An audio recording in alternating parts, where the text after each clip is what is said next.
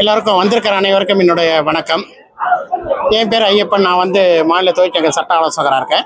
இன்னைக்கு எதுக்காக எல்லாம் வந்திருக்கோம்னு கேட்டிங்கன்னா, வாழ்வாங்கிலோடம் வாழ்ந்து கொண்டிருக்கும், என்றும் மக்கள் மனதில் முதல்வராக இருந்து கொண்டிருக்கும் கேப்டன் அவர்களோட பிறந்த நாளைக்கு தான் இங்கே நம்ம எல்லாருமே கூடியிருக்கோம். ஒரே ஒரு வரியை மட்டும் சொல்லிடுறேன்.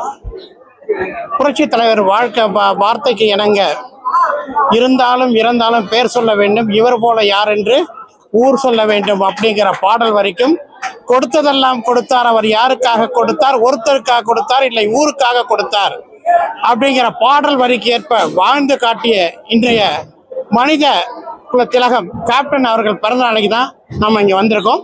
இதை பார்க்குறீங்களே, சபரிமலை மாதம் மாதிரி தான். அதாவது சபரிமலையிலையாவது ஒவ்வொரு மாதம் அந்த அந்த அந்த பீரியடுக்கு மட்டும்தான் கூட்டம் இருக்கும். இங்கே பார்த்தீங்கன்னா எனி டைமும் எப்போவுமே கூட்டம் இருந்துக்கிட்டே இருக்கு. ஏன்னு கேட்டிங்கன்னா, இங்கே வாழ்றவர் மக்களோட தெய்வமாக உள்ளே இருக்காரு. அதனால எப்போவுமே கூட்டம் இருந்துக்கிட்டே இருக்கும். இது கோவிலாகவே இதாயிடுச்சு. அதனால தொடர்ந்து மக்கள் கூட்டம் வந்துக்கிட்டே தான் இருக்கும். இது ஒரு கோவில், அவ்வளோதான். நாளில் உலகமே இப்போ என்னன்னு கேட்டிங்கன்னா, எல்லாருக்கும் வாழ்த்து போட்டுட்டு இருக்காங்க, எல்லாருமே வாழ்த்திட்டு இருக்காங்க. இப்போ பார்த்தீங்கன்னா காலையிலேருந்து 10,000 பேருக்கு மதியத்துலேருந்து அன்னதானம் ஓடிட்டு இருக்கு. எல்லாருமே வாழ்த்திட்டு இருக்காங்க. நான் மட்டும் வாழ்த்தல, உலகமே வாழ்த்திட்டு இருக்கு.